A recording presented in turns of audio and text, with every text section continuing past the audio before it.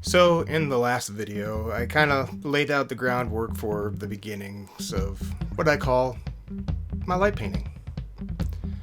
But we got to move forward in the story, and so that was 2011.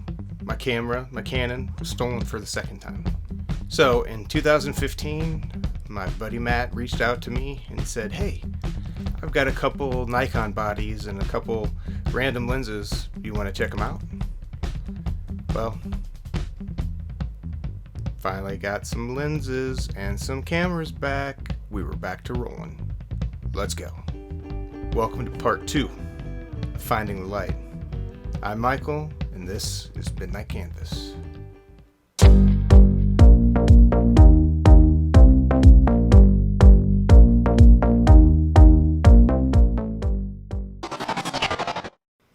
So it was now 2015. I had some new Nikon cameras to play with. I had struggled with them for a while.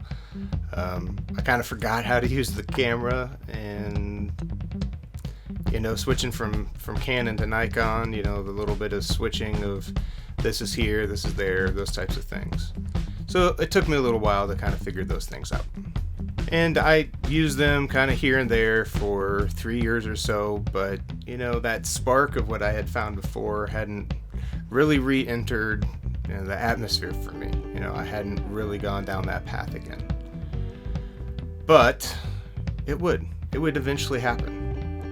I was preparing to go on a trip for work to Seattle, and the colleague I was going with reached out and said, "Hey, what if we went and stopped at a national park for a few days before we went to do our business?"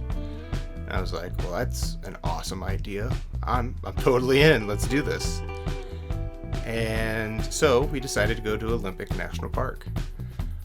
I did some research and found out that up on Hurricane Ridge, which is the kind of the highest point that you can drive to up in Olympic National Park, they do some dark sky programs. It really intrigued me because I always loved looking through the telescope when I was a kid. So just kind of throwing it back, trying to see some stars and see some things that I have never seen before. And he started talking about cameras. "Oh, I'm going to bring my camera. We'll get some really good shots of the Milky Way," these types of things. I was like, I'm in. I'm bringing my camera too. So we got started. Learned a lot of things from this Olympic trip. It's pretty cool. One of the greatest things about going on this trip is I had another somewhat experienced photographer right there with me, so I could ask questions and learn a bit from somebody else. And I hadn't had that experience a ton in my life, especially with photography. So when we got up there, we spent some time on Hurricane Ridge during the day, and I took my camera out for a few shots.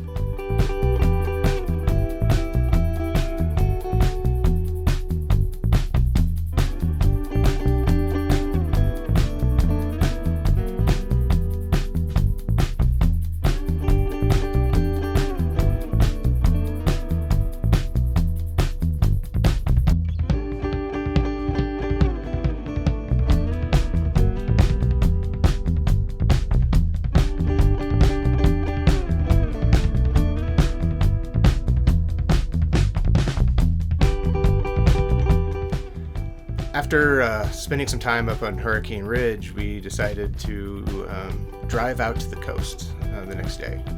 And we intended to get to this place called Hole in the Wall, which we ended up walking to. However, we couldn't really get around the area like we wanted to because we kind of missed out on learning about what the tide situation did for being able to get there.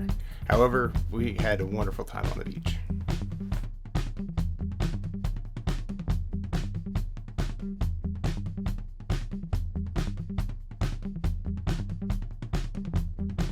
Then we spent a whole next day checking out waterfalls and doing a lot of hiking for that. So check out Solduck Falls.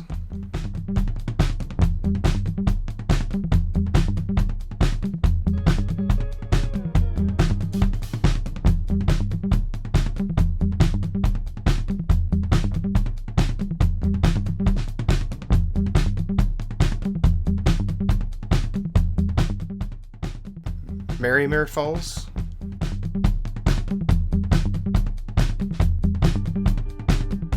And then we ended the evening at Lake Crescent, which, man, we hit that at the perfect time. The sun was setting, and the moon was a perfect little crescent right over the lake.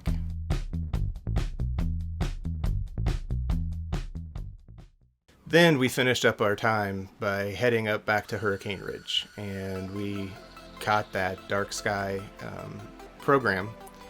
And it was just a local guy who had built this telescope. He was actually, I think he ran the campground at the national park.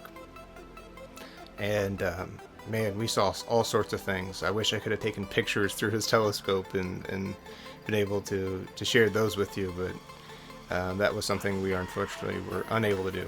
After going through the program, we got shots of our own.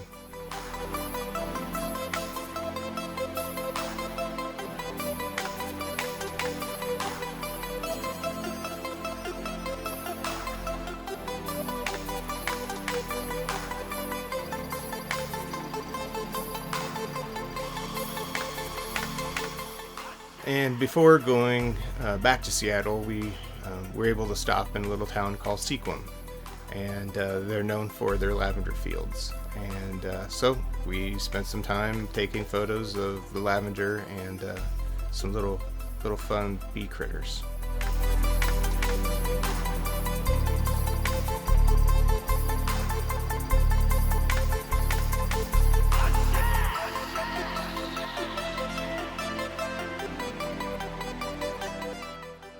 And then, of course, you know, when you're in Seattle, you got to take a few selfies of yourself around some of the cool areas.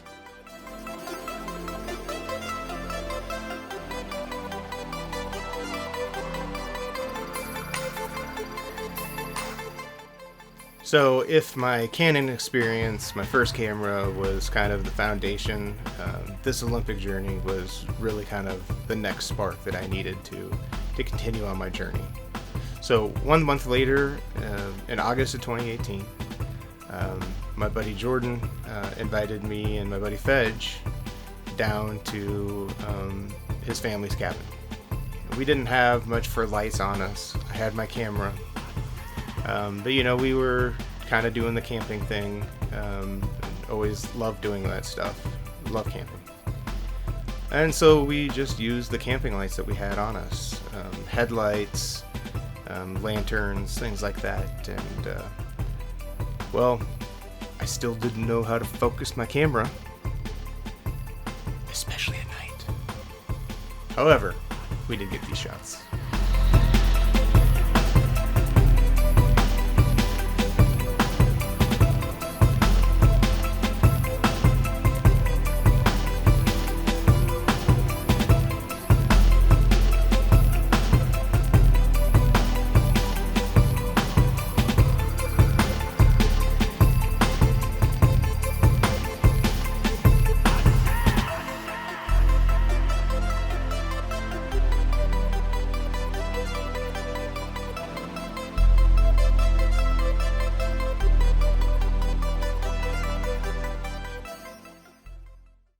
Now, I was starting to get more of a vision for what this could be.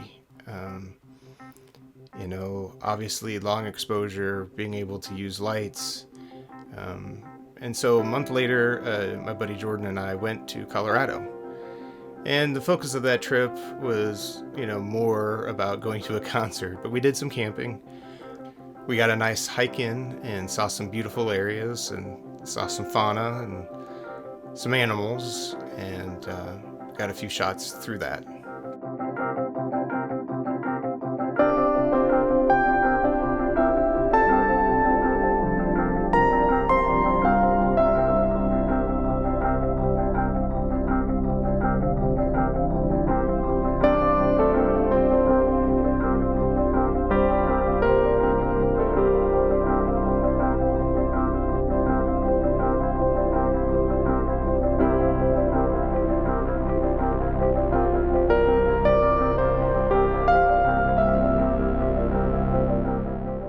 Camera started coming with me, you know, wherever I went.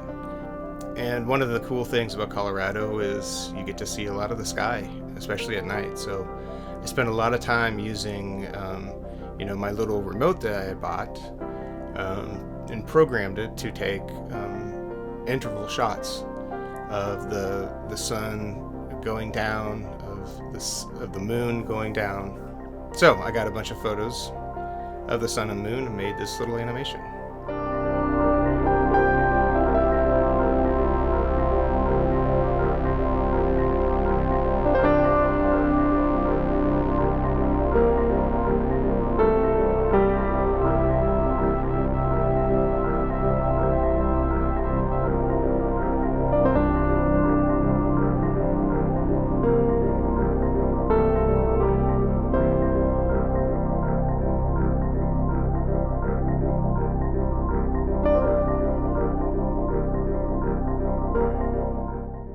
And while camp was sleeping, I tried to do a little light painting myself. Also notice I still haven't figured out how to focus the camera.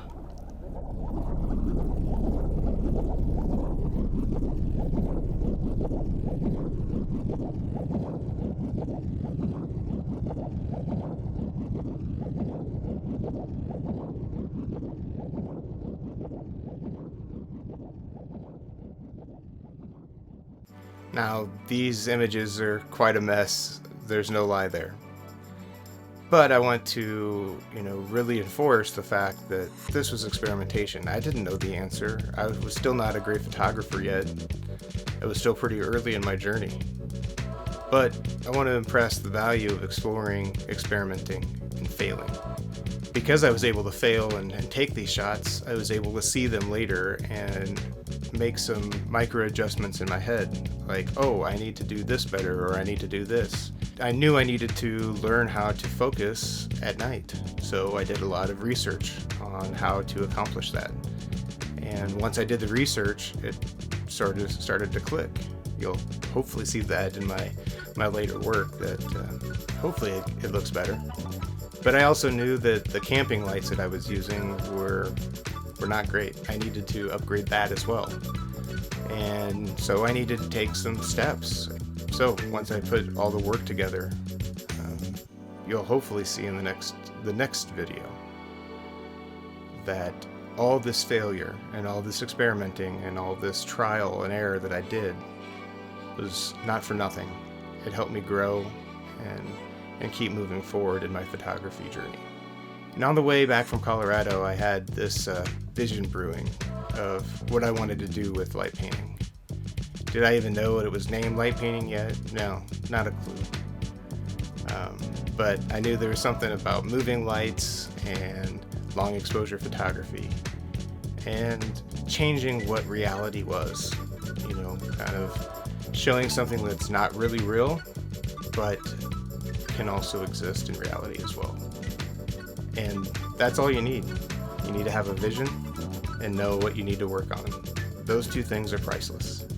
Stay tuned, because part 3, the finality of how I started my light painting journey, is coming real soon. See ya!